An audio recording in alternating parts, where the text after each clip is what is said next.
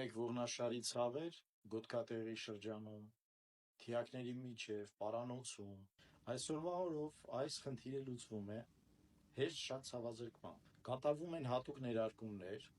բոտոքս նյութով, որը թույլ է տալի 3-ից 6 ամսով ցավազրկել նման ցավերը։ Ինչի է օգտագործվում բոտոքսը։ Որովհետև ամենահաճախը դա լինում են ներվերից, որոնք սեղմված են լինում մկաններից։ Բոտոքսը այն միակ նյութն է, որը հնարավորություն է տալիս թմրացնել այդ գելարված մկաններին և ցավազրկել այդ ցավերը։